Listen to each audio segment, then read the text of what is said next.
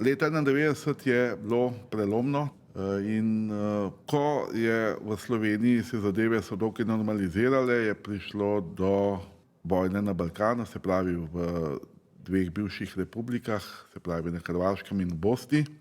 No in je mene v Ljubljani kontaktirala ena oseba, je rekla, kako sem, če želim, da bi šel z njim na eno pot proti Avstriji, a ne.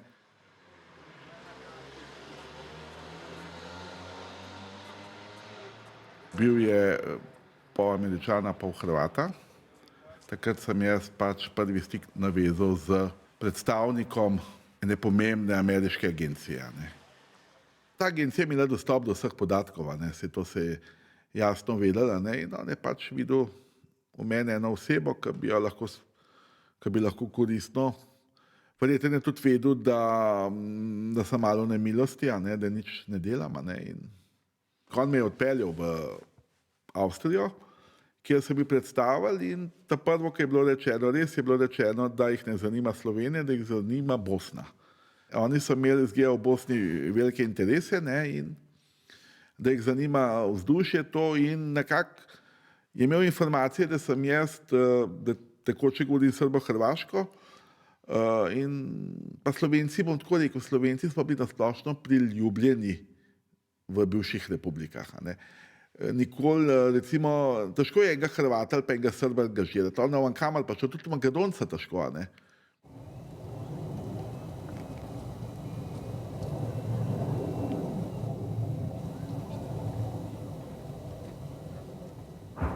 Od 92 do konca 94, tam nekje sem bil jaz ene 35-krat na teritoriju Bosne in Hercegovine. Doj sem se nahajal načeloma 10-14 dni, morda tudi kakšen dan več ali manj, odvisno, in sem bil znan potem, da sem znal v Sarajevo priti z letalom, se pravi z letalom Združenih narodov.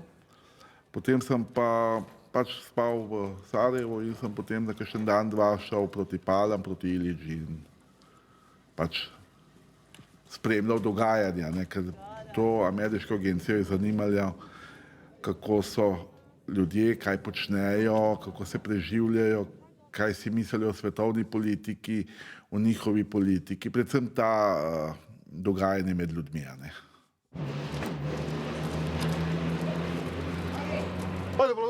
Drži. Jebem li vam majku, vam jebem sina. Moreš, odi vam od Boga slobodno, dođi vam, stari. Jebem li vam majku, sve vas treba pod... Hajde. Hajde, podigni. Dižite. Podigni je, jebem. Diži. Jebem li vam, državu vam jebem. Jebem ti ovaj svijet. Joj, majko draga. Joj, stavljajte ovo drugo, hajmo, brži. Požuri vamo! Hajde, bro, nemoj paziti, nemoj se vam sam. Hajde, ba, požuri ću, treća granata. Hajde. Požuri. Ja, hajde. Hajde. Od vamo, pomozi da ih dignemo, od vamo, ej. Daj, stari, pomozi da ih. Pomozimo. Pomozimo. Hajde. Kako će? A? Daj, tamo, daj.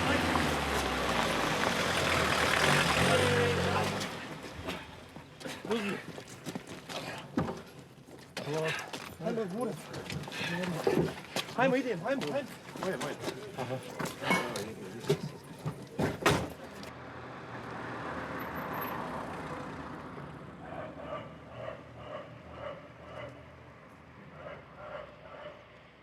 Po Sarajevu je bilo znano, da si ti čez določene ulice, ki so bile razne pregrade, mogel laufati.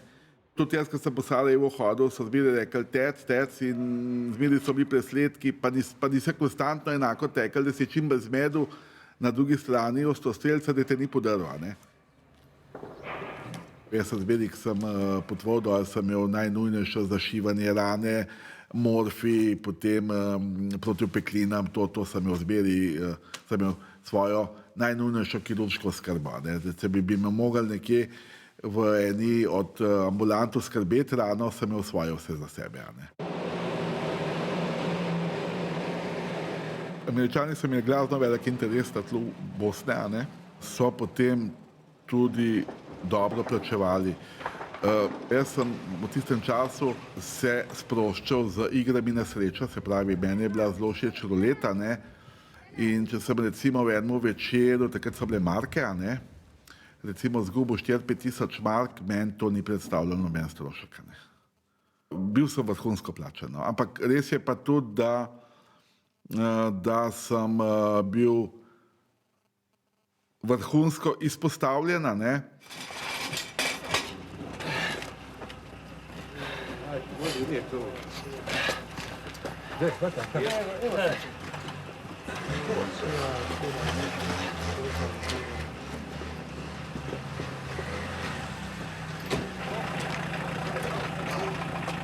Da, dalje. Da, hadi.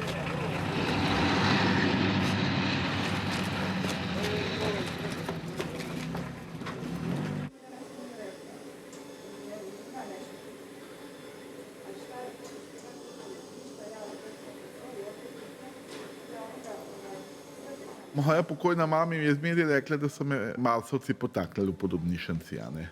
Da sem prišel iz nekje gor, da tukaj dol nekaj gledam, opazujem, ne, in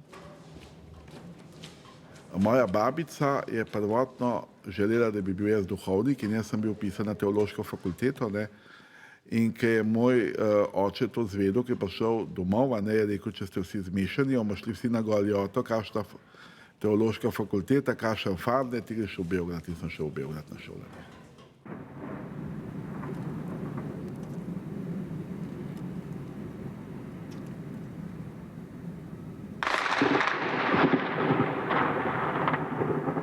Bil sem posebnež, ne, bila je skupinica, nas je bilo enih 35, ki so nas specializirala, ne, in dva med njimi, jaz pa še kolega sva izstopala.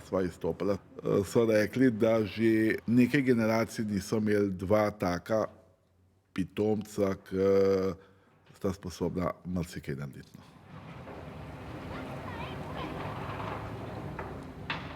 Jaz, ko sem končal šolo, sem jaz prišel domov, a ne, in sem delal na raznih področjih, v raznih firmah in sem imel kodno ime, se pravi, v bistvu sem bil infiltriran v določene inštitucije, a ne, da sem imel nadzor notranjega prostora. Pa je pa moja poklicna pot bila zelo taka, bolj tajna. Lahko bi se rekel, ene vrste potnik, ampak sem bolj potoval za zaščito Jugoslavije, no, v tem kontekstu. Lahko bi se rekel, zbiral informacije in pač varoval tako notranje kot zunanje meje. Ker sem leta 1987 hotel potovati v Ameriko, in ko je bil generalni konzulat v Zagrebu ameriški, sem jaz šel in potem sem imel pogovor z konzulom, ne, takrat sem že videl, da imajo oni podatke, da delam da sem v državni službi, no. Tako da oni so imeli vse, ne, pa tudi sej, tako gledano, ne, sej jugoslovanska služba je dobro sodelovala z službami na eni, na drugi strani tako imenovanih blokov, a ne.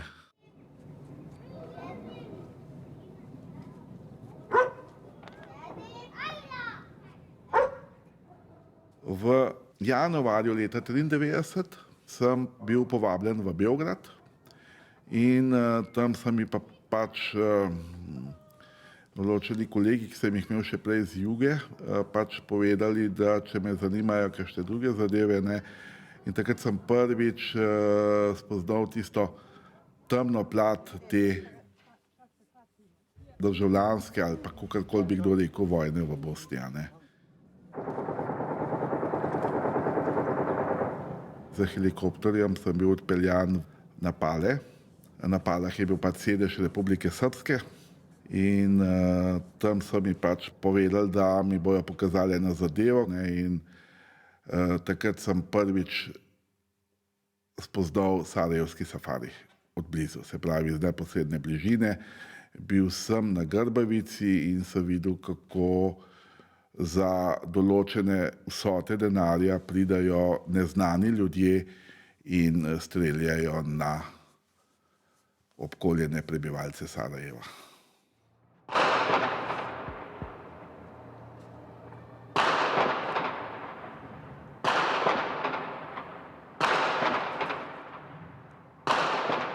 Jaz sem bil na Palah 2 dni, ker so čakali ekipo, da bo prišla, da bojo pač šli na safarija. Ne.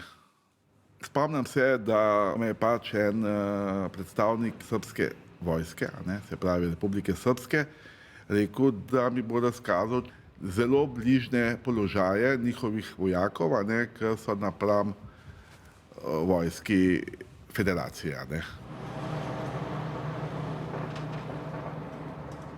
Videl sem pa, da sta bila še 2 džipa tudi, ne, pripravljena, ne, ta vojaška, ne, da so bili po tem džipu tudi ljudje noter, ampak so bili pač, vsi smo bili bolj v zelenem oblečeni, ne, da smo bili pač kot, da se ni razpoznavali, da smo civilne osebe. Ne. Jaz sem imel pač neprebojni jopič, potem neprebojno čelado, ne, zaradi varnosti, ne, in je pač rekel, da mi bo razkazal zelo bližnje položaje njihovih vojakov. Ne.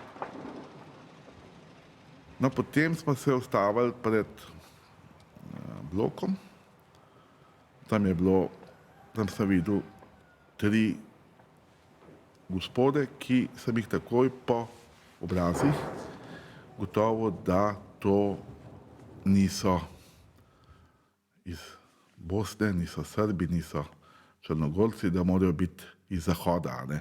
Celo eden se mi je celo zdel, da je iz Vzhoda, da je Rusija. Ne. Ker jaz po obrazih malo ločem in da so bili vsi, tako bi rekel, pripravljeni. Videlo se je, da se bo nekaj dogajalo. Ampak jaz sem mislil, da so to kakšni tudi tuji novinarji, ne. Ker jaz sem bil akreditiran kot novinar, da se razumemo. Ne. Čeprav, če grem v zgodovino nazaj, se spomniti, ne, novinarji so prestrašeni. Ne. A veste, ker novinarja peleš na položaj, ni najbolj navajen, je malo prestrašen. Tukaj se je pa videl en adrenalin, ne, neki, ne. No, potem so si to dal povezati, ki je bil ta adrenalin. Oni so komaj čakali, da pridejo, pa da nekaj naredijo. Ne.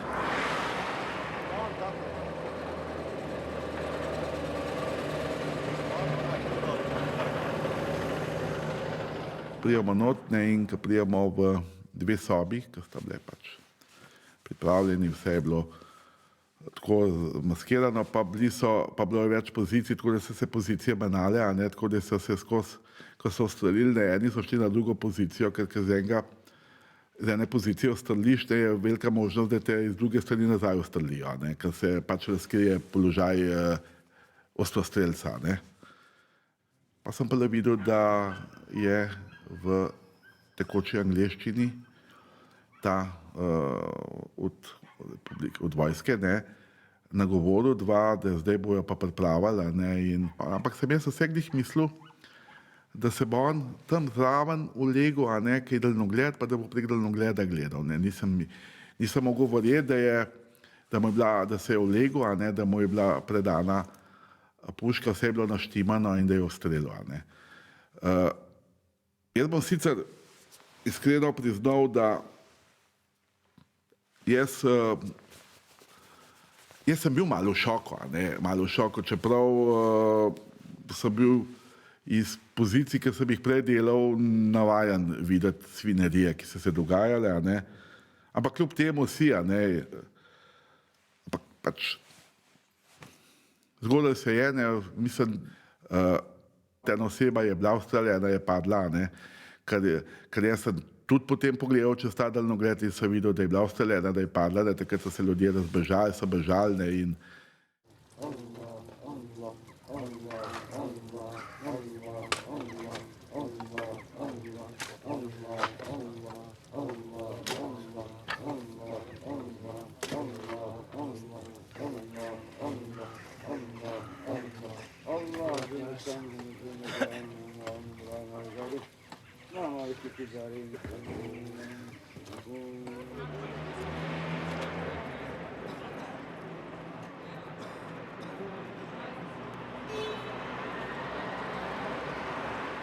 Ko sem prvič bil odpeljan na ta dogodek, sem jaz obvestil svojega delodajalca, kaj se dogaja, in potem so oni rekli, zanimiva zadeva je, ne, in to je to. In kaj je bilo pa med mano pa delodajalcem naprej, pa ne morem odgovoriti.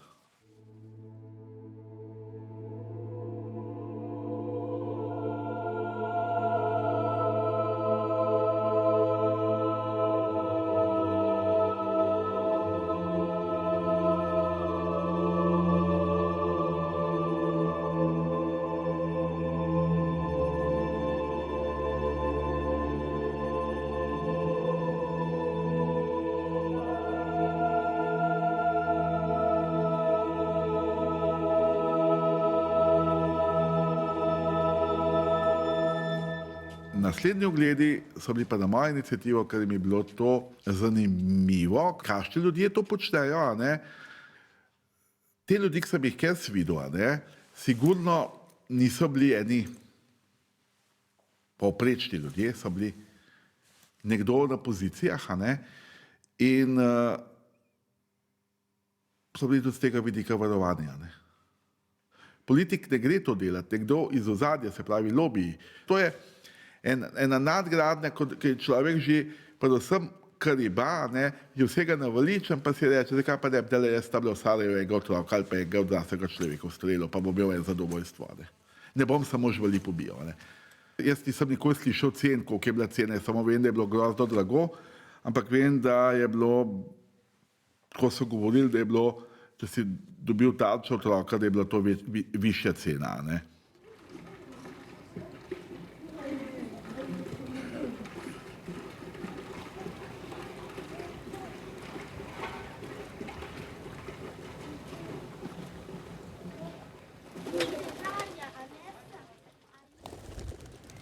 Oktobar 1993. Irina puni godinu dana. Mi smo uspjeli čak i od nemogućeg napraviti jedno malo slavlje gdje je moja mama, njena baka, napravila tortu bez jaja, kremu bez putera. Ali je to bila jedno lijepo druženje porodice. Obilježili smo Irinin prvi rođendan. Našao se i neki fotoaparat sa nekim filmom i to su jedine slike koje imam. Tada smo je slikali i 4 dana poslije toga mi smo malo prošetali. Bio je divan, miran dan, nije bilo pucanja. Svaki dan sam gledala da malo dijete izvedem na čist vazduh. Pa tako i tog dana došli smo kod Samira u jedinicu, malo smo ga obišli, gdje je on bio stacioniran u armiji Bosne i Hercegovine. Vraćali smo se kući, došli smo tu na Ciglane gdje smo i živjeli i nevjerovatna situacija. Stala sam sa 2-3 prijateljice, malo smo progovorile. Miran dan, znači nema pucanja. Irina je već hodala, znači ja sam je samo malo spustila i od nekud stiže snajperski metak. Taj metak ne pogađa mene, ne pogađa nikog od nas stariji koji smo tu. Pogađa Irinu koja ima 1 godinu i 4 dana. Nevjerovatnom brzinom mi smo stigli do bolnice Koševo gdje je bila i dežurna ekipa ljekara. Jako su brzinom reagovali. Dijete je već bilo pomodrilo. Nešto smo im zahvalni. Naravno. Dijete je već pomodrilo, modre usne. Jedva je doktor uspio naći ulaznu ranu tog snajperskog metka koji se zadržao u tijelu, koji su oni hiruškim putem otklonili. I ne samo metak, nego većinu njenih organa unutarnjih su morali otkloniti jer su bili pokidani. Poslije operacije uspjeli su je samo zašiti i doktorca mi je dala do znanja da su joj jako male šanse da će preživjeti. 5-6 sati poslije operacije je podlegla. Samir zna najbolje i kako. On je uspio se uvući u bolnicu, doći u njenu sobu. Nama je bila zabranjena posjeta. To je noć, već pola jedan noću. Samir se uvuku u njenu sobu i bio je kraj nje kad je izdahnula.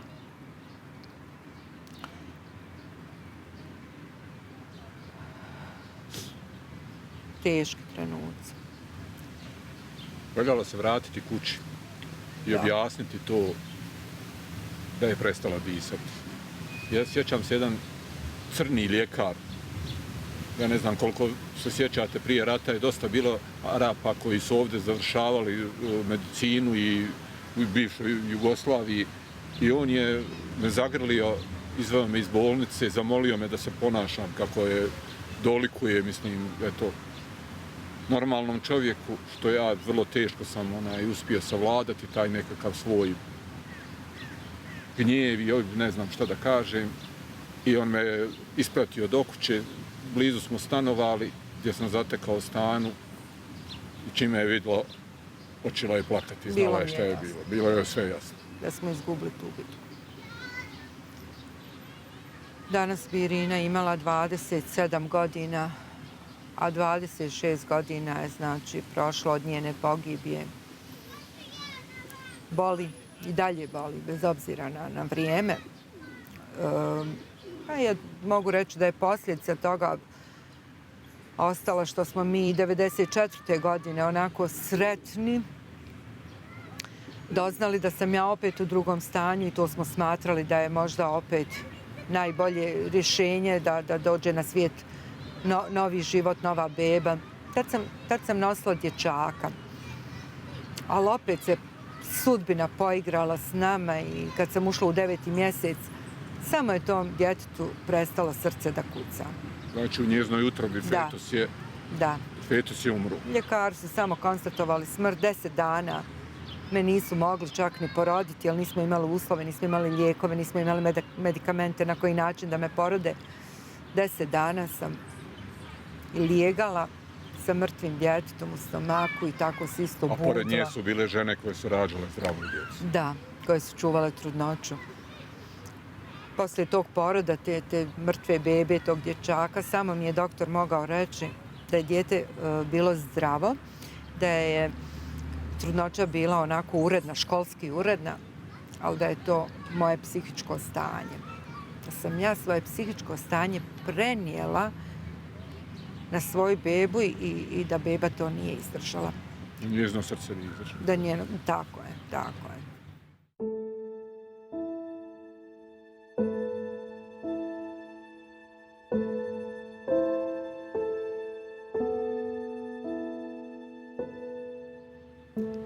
Svaki put kada je sanjam je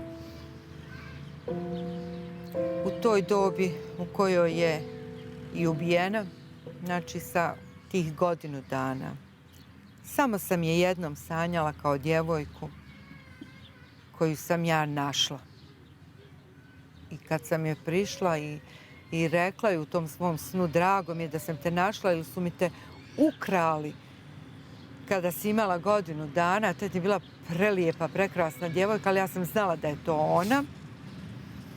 I ona je bila sretna što je nju njena mama našla.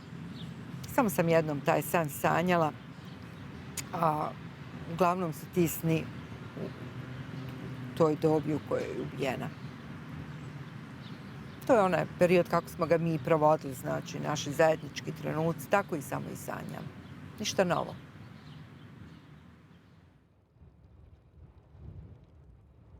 A safari je laufal od začetka vojne, je to pač nekdo začel organizirati in tukaj je bilo to najlažje. Ne? Se pravi, tukaj prišel si do Beograda z letalom, z Beograda so te z helikopterjem transportirali na Pale, si šel, odstrelil svojo trofejo in odšel domov. Ne? Ker to je, kaj bilo, so oni potem tudi odšli, so jih transportirali in odšli. Tako se je to menjavalo. Ne? Jaz niti ne vem, kako sem bil njim predstavljen. Jaz sem bil kot en opazovalec, a ne? In nič pogovora ni bilo nikoli. S tem pa, ker sem kasneje potoval na letalu, ker sem predvideval, da grejo, ker sem jih videl, nisem nikoli stopil v kontakt, nič, ne? Ker mi je bilo tudi, zakaj sem prikrit, bom odgovoril, ne? Ker mi je bilo strani Srbov rečeno, ne, da ne te zgodbe nikoli ne dam ven, ne, ker sem jih videl. Ne. Jaz sem videl enih 7 strelov, ne, in če podreš ti tam enega mladostnika, je to hudo, ne, je to grozno. Poleg tega, da je, no bom povedal, zato ker itak sem že toliko povedal, ne, da je recimo, da mati ga drži za roko, ne, in materi ustrelijo, ne, in potem ta otrok pade mati tam in mislim, to je bilo grozno, to je res to je.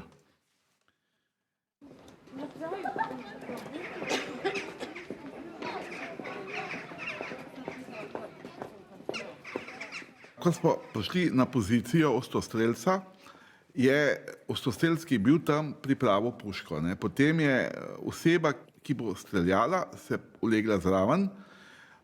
Zraven njega je ležal drugi, ki je imel pač fiksiran daljnogled. Jaz pa nisem ležal, ampak sem čepel in z daljnogledom gledal. Seveda imel sem svoj daljnogled, da sem videl. Ne. Ker je pač ta ustrelil, je oseba padla. Ne. In večina je bilo streljeno v ta prsa, ne, se pravi, ker je bil ker glavo so že, loba bi mogel biti že ampak tudi v glavo sem videl, ki je bila ustreljena, tako da sem iz tega videl, da so to zelo dobri lovci. Ne. No in jaz sem pa že prej vedel, da je hoja po Sarajevu zelo navadna, ker ostrostrelci non-stop streljajo in pobijajo ljudi. Ne. Nisem pa seveda vedel, da to delajo tujci za denar, ne. Se pravi, da tako, ko grejo recimo lovci na lov na jelenat, ali pa tudi tukaj čakal v zasedi osebo v mestu, da ga bo pač ustrelil. Ne. In jaz sem bil zgrožen, ker sem to videl. Zgrožen. Pač malo me je zabolelo pri srcu, ker sem videl, kako je tam en gospod, recimo takratnih 35 do 45 let, kako mu je ta ostrostrelski bil tam, ne, pripravil puško, ne, potem zraven je bil nekdo z daljnogledom, ki je opazoval in potem mu je povedal, da je tarča tam in je pomeril in ustrelil. Ne. Ta prvič, ko so me peljali, mi je ta rekel, da te zanima en adrenalin. Sam ne mogel imeti eno od nekje z vrha, da mi so pokazali. Ne. Čeprav še danes ne vem, zakaj so mi pokazali to. Ne. Tudi vedeli so, da delam za eno veliko agencijo, ne. Ampak verjetno so imeli svoj interes, da so mi pač dovolili, da vidim to zadevo. Ne.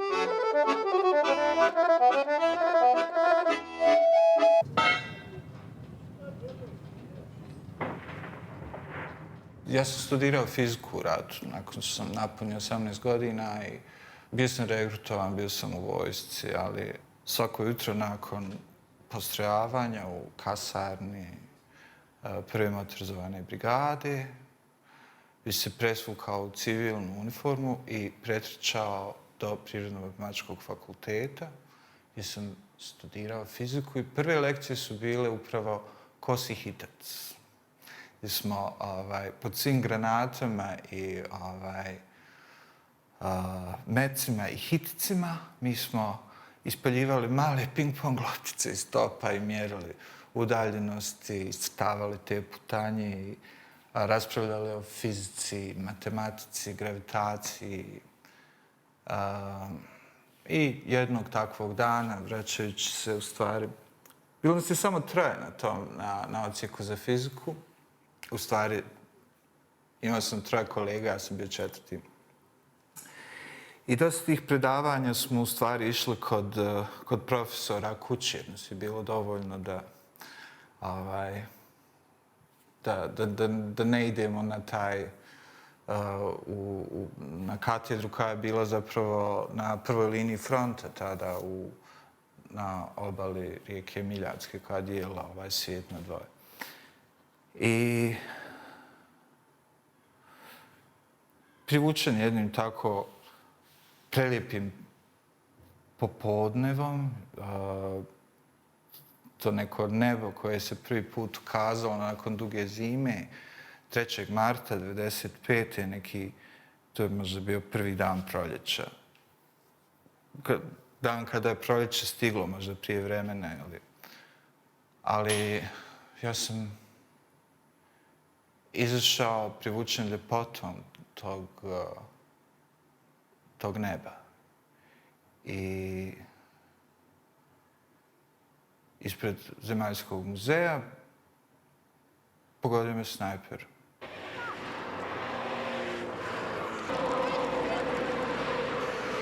Taj trenutak mog ranjavanja je snimljen. Kamera je bila na toj raskrsnici. Daj, ovo, dođemo!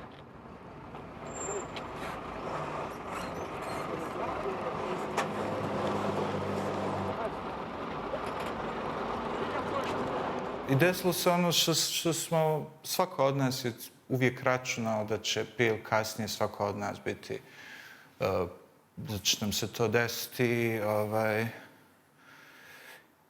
Ja sam znao da će to biti, ali sam nekako mislio da neće biti tako radikalno i tako strašno, tako bolno kao što je bilo tada. I izgubio sam dah. Nisam mogao u stvari da kažem, da reagujem. Morao sam da se umirim i da pronađem, skupim svoju energiju da preživim. Znao sam da ću ostati živ, ali i to samo iz razloga što treba da posvjedočim nešto veće od onoga što sam vidio tada. Može zvučati čudno, ali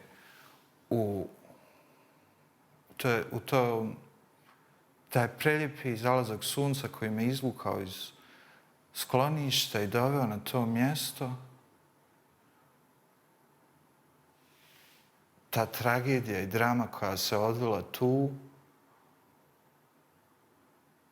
i ono što sam doživio u tom trenutku je možda najljepši trenutak mog života.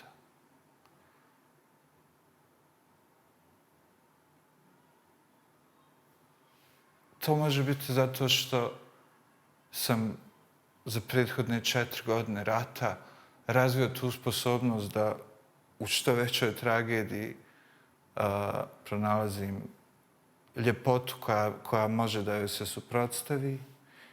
Iako je to bila najveća tragedija mog života, bila je potrebna najveća ljepota da joj suprotstavi, ali kako god da se to racionalizira ili apstrahuje, ja sam tada počeo svoj put ka nečem veoma značajnom. Što još ne znam šta je. Nikad nisam mogao objasniti, ali uvijek me je vuklo. I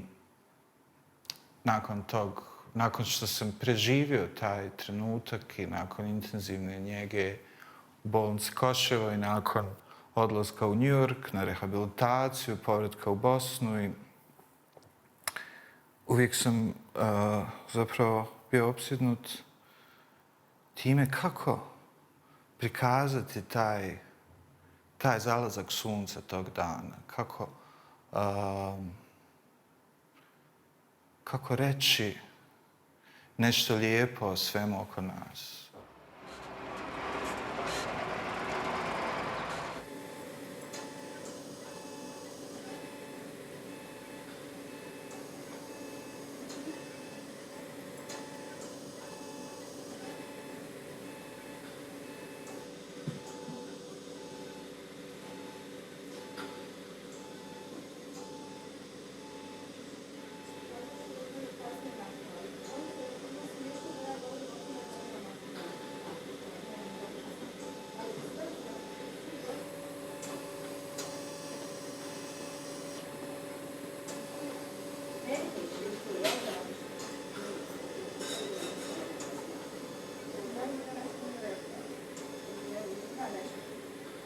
To je bio dan primirja i čak je transporter Ujedinjenih nacija bio na tom ćošku koji je imao tog vojnika u oklopnom vozilu sa velikim nekim naoružanjem, ali koji nije imao mandat da brani te prolaznike. On je samo tu pozirao kao opomene i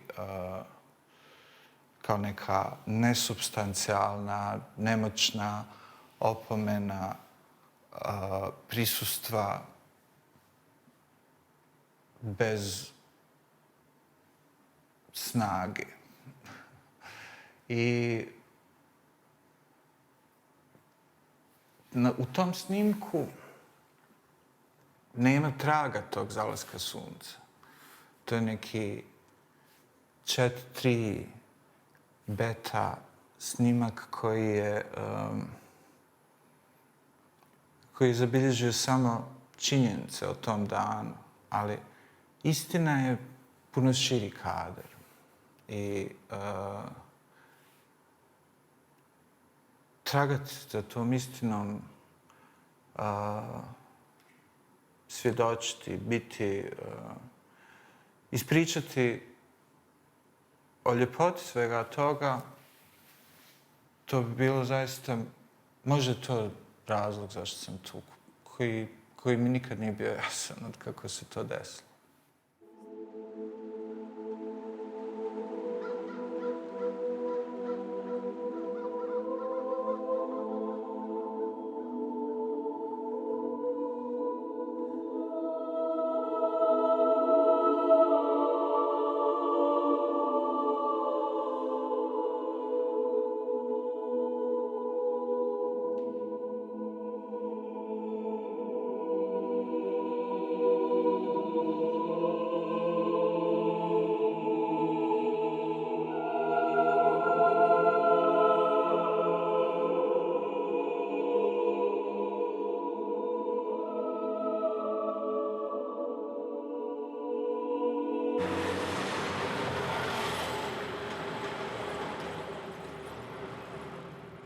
Sve nas je ubio rat.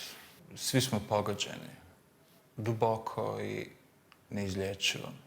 Taj period koji se odvio pred kamerama i pod snajperskim nišanima i u svima nama ostaje trag koji ne može izliječiti nikakav sud ili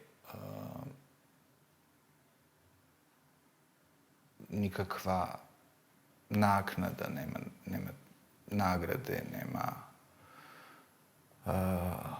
razrješenja koje će otkloniti taj čin. to razočarenje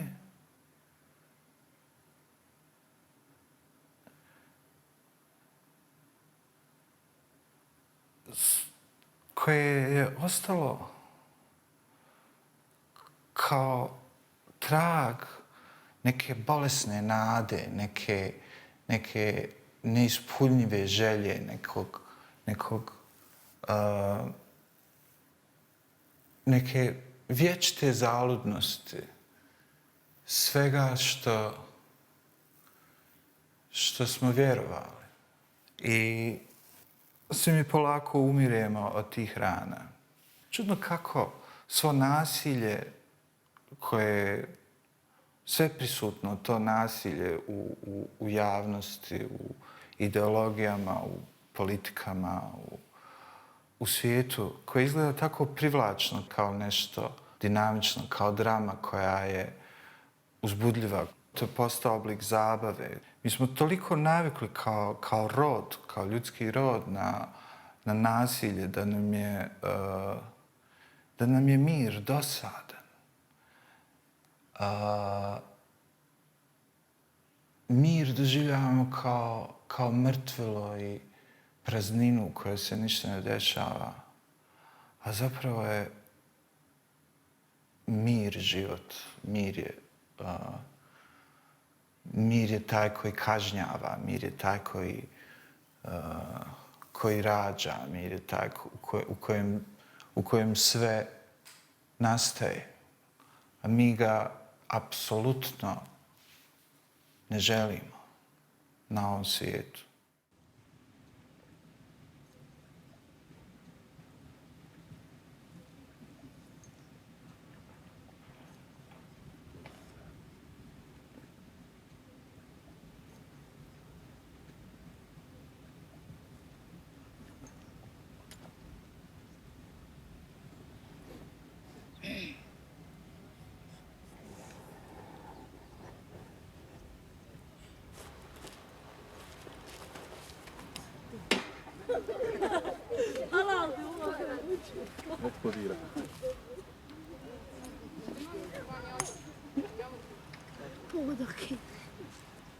Lijevo, lijevo. Sljedeći. Nemoj uz njega.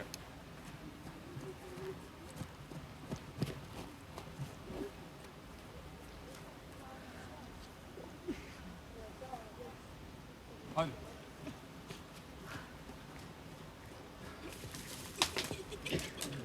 Odlično. Idemo. Ono drvo onda. Trk. Dobar. Ovdje, dolazi.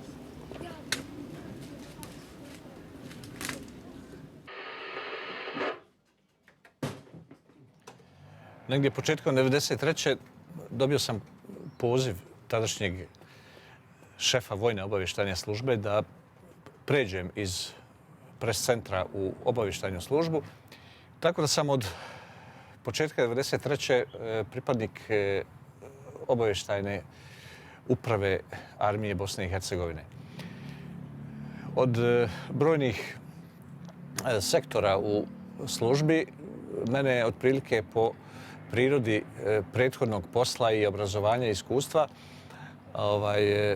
dopalo da uđem u analitiku i za sve ljude koji se bavi informacijama, koji žele mnogo da znaju, analitika je zapravo jedan informativni raj u koji se slijevaju sve informacije koje su u tom momentu stizale sa svih frontova iz Bosne i Hercegovine.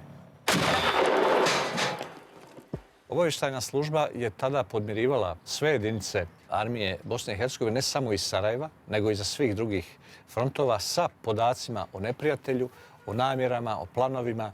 Radili smo procjene i slali ih po potrebi različitim korpusima armije Bosne i Hercegovine, kojih je vremenom formirano 7. Tako da mogu reći da sam zapravo sarajevsko bojište imao u malom prstu, kako se kaže. Jedan dan, dakle krajem 1993. došla je informacija iz službe vojne sigurnosti da je prilikom saslušavanja zarobljenika dobijena informacija o strancima na sarajevskom ratištu i da bi to moglo biti za nas zanimljivo kod analize neprijatelja i oni su nam to dostavili. Ja sam uzeo u obradu tu informaciju, ali taj zarobljenik je meni, bar u početku te informacije, bio prilično nevažan. Imao je oko 20 godina, bio je porijeklom iz Paraćina, iz Srbije i došao je na sarajevsko bojište, to u rejon iznad Grbavice, znači Hrasno brdo i Trebević, nekoliko dana ranije. U svom iskazu je opisao sav put. Radilo se o tome da je na poziv Srpske radikalne stranke on došao u jednu beogradsku kasarnu, prijavio se da bi on išao na sarajevsko ratište i onda je on sa jednom grupom dobrovoljaca iz Beograda transportovan ovamo. I zapravo tu počinje dio njegovog iskaza koji je nama privukao pažnju i koji je govorio sasvim jednom novom fenomenu na sarajevskom ratištu. Naime, on je rekao da je tokom vožnje u autobusu, a vožnja je trajala cijelu noć od Beograda do Pala, primijetio da je prilikom ukrcavanja u taj jedan autobus bilo 5 stranaca koji su praćeni vojnim policajcima ili vojnim specijalcima, on to nije mogao dobro da procijeni, i koji su imali nekakav poseban status u toj grupi dobrovoljaca. Na koji način? Na način da su došli u kasarnu sa dobrim civilnim autima, džipovima, limuzinama nekakvim, da su se iskrcali, da su imali puno opreme i da su bili obučeni kombinovano malo u civilnoj obući, dijelovima odjeće i nekim dijelovima odjeće koja je podsjećala na vojnu, ali njemu nije bilo baš sasvim jasno o čemu se radi, da bi kasnije on shvatio da je u stvari to bila jedna vrlo kvalitetna, luksuzna lovačka oprema i da su imali sa sobom spakovano naoružanje. Tokom vožnje su uglavnom dobrovoljci pili, lumpovali tokom puta, a razgovor su prihvatila trojica od tih 5 stranaca i sad po njegovom iskazu trojica od njih koji su se upustili u razgovor bili su Italijani. Jedan je rekao da je iz Milana, za ovu dvojicu nije znao odakle su.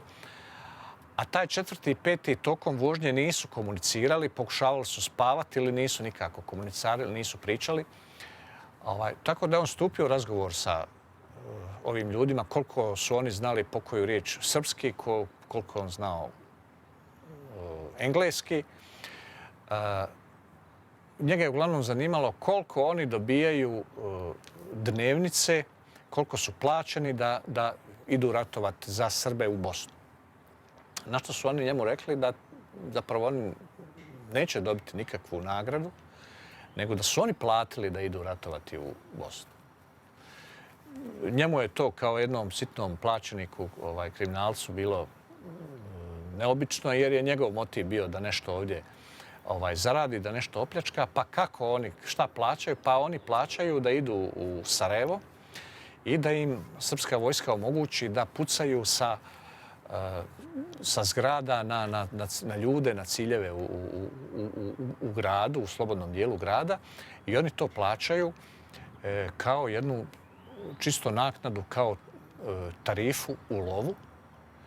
Da bi on tada to shvatio, i ja sam iz njegovog iskaza shvatio, da se tu radi o jednom safariju na ljude i da su ljudi koji dolaze s tim motivom jedna nova morbidna vrsta snajperista koji plaćaju da ubijaju.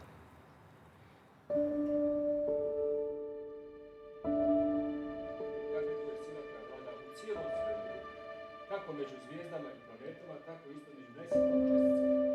Znači i između dva su ovdje također dva sila. Između svaka dva tijela, dakle, postoji ta sila koja se zove gravitacije i ona je praktično, pomoću nje, praktično cijeli svemir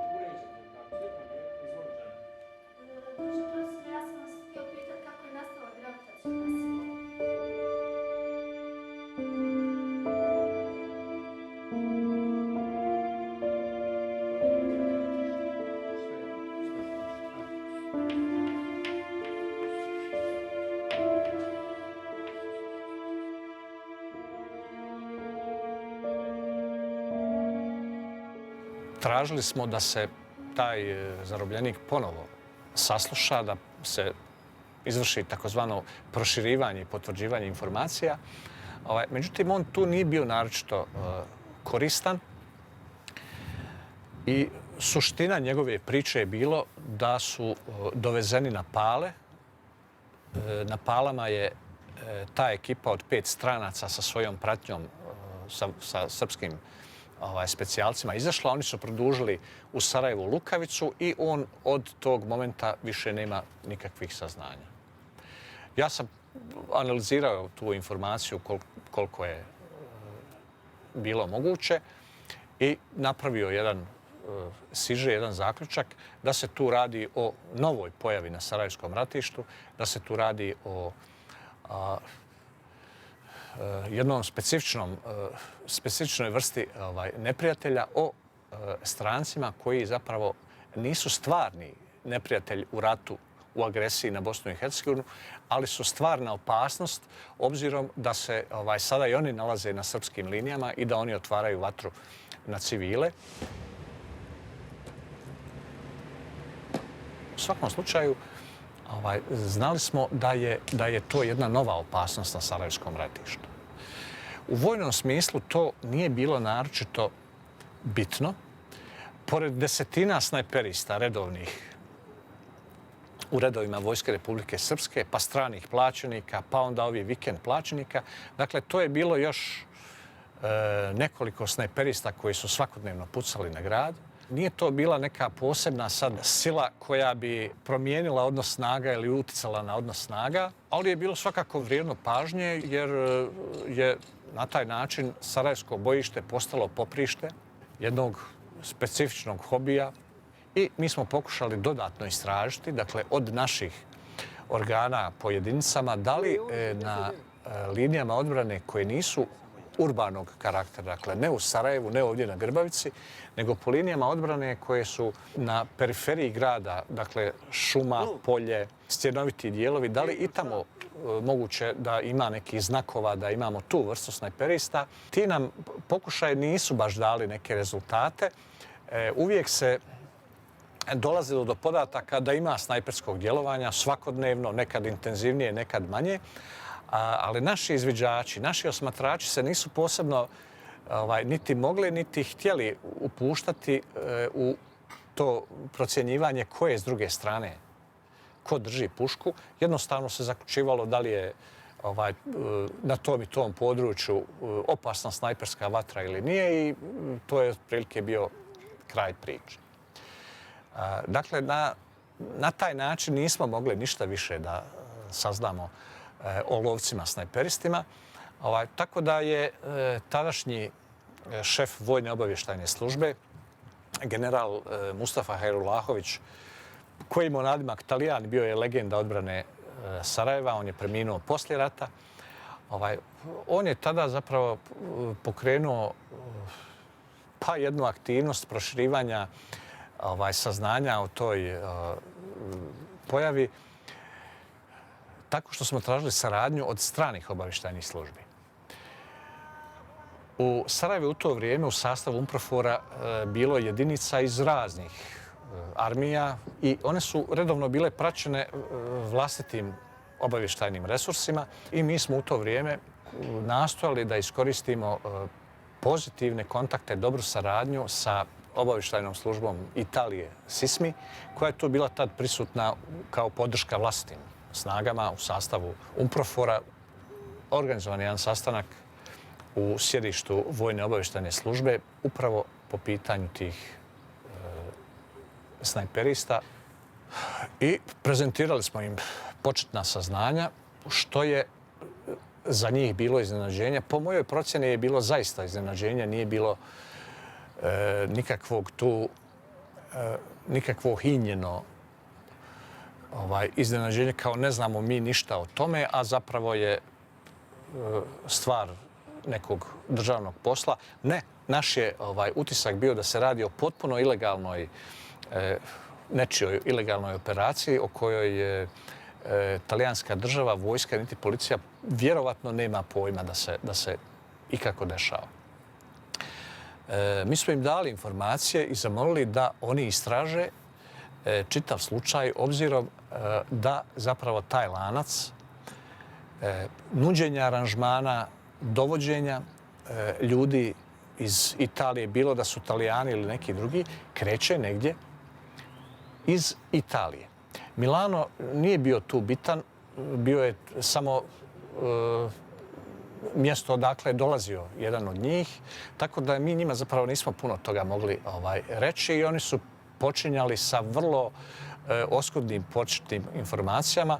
Sastanak je završio jednim zaključkom da je to sad njihov problem, da to nije naročit problem vojne vrste ovdje, ali da je vrlo delikatan u odnosima Italije i Bosne i Hercegovine.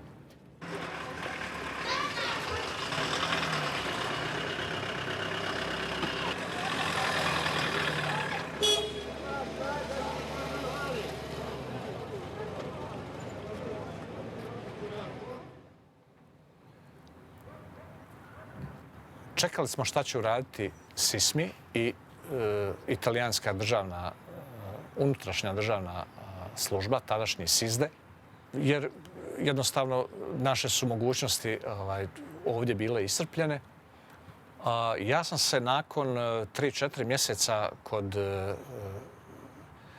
tadašnjeg načelnika generala Hajrulahovića interesirao šta je bilo s time, da li smo dobili neku povratnu informaciju, jer ja čekajući da nešto stigne, zapravo u analitici nisam vidio da smo dobili ikakvu informaciju od njih po našem upitu, ali mi je on odgovorio da je usmeno informiran iz stanice SISMI-a u Sarajevu da je unutrašnja služba državne bezbjednosti Italije SISDE istražila slučaj, da su pronašli mjesto odakle sve to kreće i da su to mjesto neutralizirali, te da se to više neće ponavljati.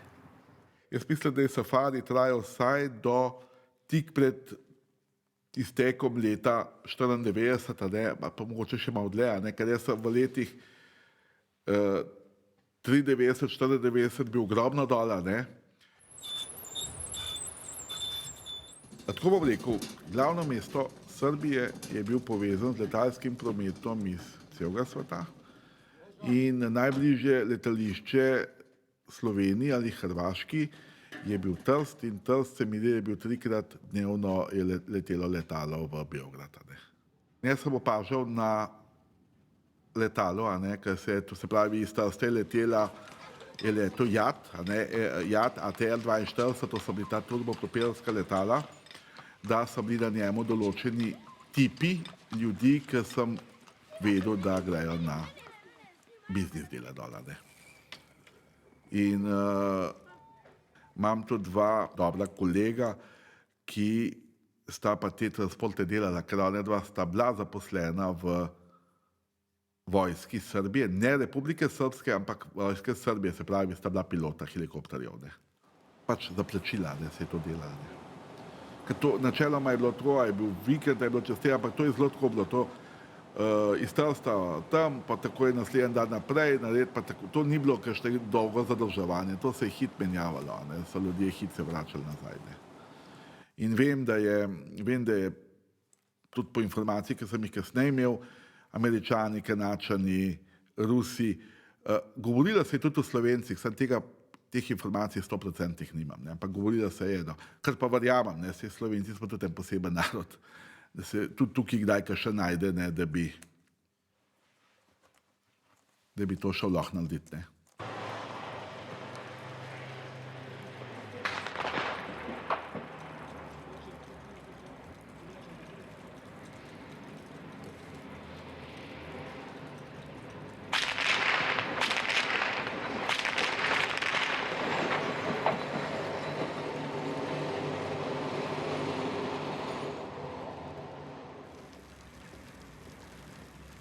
Vsekakor sem bil zgrožen nad safarijem.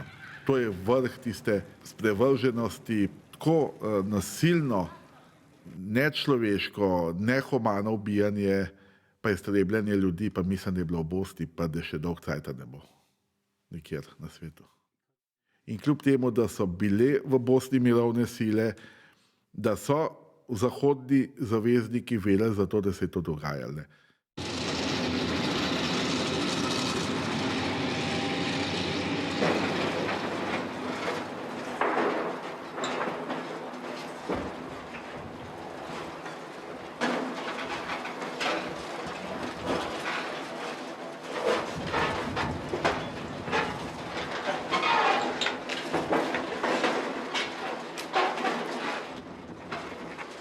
Aspekt znači, plaćanja da bi se gađalo ljude predstavlja jedan ekstremni nivo i ekscentričnosti i psihološke patologije koja bi zapravo najpreciznije mogla biti izražena nekom dijagnozom.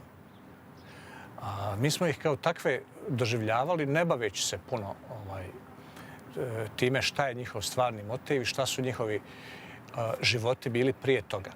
Mi smo pretpostavljali da se radi o ljudima koji su luksuz svog života koristili tako da su zapravo isprobali sve moguće avanture, zadovoljstva, izazove koji su se mogli dotad platiti novcem, a ubijanje nevinih ljudi nisu poduzimali jednostavno zato što je to svugdje u normalnom svijetu kažnjivo, podliježe sankciji. Dakle, nisu oni sasvim, ne može se reći da su oni ludi, da su oni mentalno izdvojeni iz ovog svijeta. Oni sasvim dobro shvaćaju gdje su granice normalnosti i gdje su granice kažnjivosti. I onda u takvoj ekstremnoj situaciji kakva je rat, ukaže se prilika, neko im ponudi ili sami dođu na ideju da bi u svojoj galeriji trofeja mogli da imaju i takav kao što je ljudska glava. Možda morbidnije od njih je i to da su se uspjeli naći i ljudi koji su spremni njima to organizirati, koji su ih spremni okupiti, dovesti na liniju fronta i pokazati im prostor gdje se nalaze potencijalni ciljevi. Dakle, ti lovci su imali pratnju koja je njih usmjeravala prema području na kojem su u kontrolu imali armija BiH, dakle neprijatelji Vojske Republike Srpske. I jedino pravilo je bilo da se puca na tu teritoriju, na bilo koga. Čovjek koji puca od drugog čovjeka mora vjerovati da u stvari njegova djela nemaju velike posljedice, da je čovjek na kojeg puca kriv i zaslužuje to što mu činiš, osim ako nije u nekoj teškoj psihozi u kojoj je ubijeđen da ljudska bića na koja puca uopće nisu ljudi, da ne zaslužuju život, ako nije u stanju da doživi suosjećanje, da izgradi empatiju prema tim ljudima s one strane. To je lice stravično izobličene, mistične zvijeri koja opsjeda ljude. Da li je taj đavo spomenut kao biće od vatre? Da li je ta vatra u stvari, ta sila, to nešto, koliko je mistično sve to, kako drugačije objasniti nego kao neku strašnu misteriju. Ja ne mogu nikako drugačije da to imenujem nego neka jeziva, strašna, tajna, skrivena, opasna, precizna, žestoka vatra. Kakav je to čovjek? To je moje pitanje koje sam ja sebi postavljala sigurno svih ovih 26 godina koliko je prošlo od kako je ubijena moja kćerka, naša kćerka Irina. Ali jedno sam sigurna da je to bolestan čovjek, da to nije normalan čovjek. Jer to pitanje je mene dugo mučilo i naročito me mučilo zašto nije ubio mene, zašto je ubio Irinu. Jer ako je neko i mogao njemu da učini neko zlo, to sam mogla biti ja, nikako to dijete. Nikako. No, tudi meni je bilo ponujeno, da lahko strelim in to brezplačno. Ne. Pa sem rekel, ne moram prestopati te meje. Ne. Mora biti nekje meja, ki se moram ostaviti. Ne moram postati zločinc, pa jeti preko te meje. Ne. Nešto čini razliku između njega i svih drugih, da je u stanju iz zabave, iz potrebe za zlostavljanjem, bez osvete, bez ikakvog čina koji bi bio povod, uzrok nekog gnjeva, samo radi tog jednostavnog zadovoljstva, ubiti dijete, raznijeti glavu djetetu, demonstrirati tu moć, vlast nad životom. U mojoj mašti ja nemam afinitet ka promišljanju zla. Čak me je strah zapravo razvijeti tu empatiju sa patologijom u kojoj je to dopustivo. I tako da, jer znam da smo svi samo ljudi, da smo svi samo, da zapravo između nas u ćelijama, u strukturi, u životu zapravo nema nikakve razlike. Ali postoji nešto zbog čega neki od nas bez povoda mogu pucati u učionicu punu djece u kojoj nijedno dijete od 4 razreda ne preživi.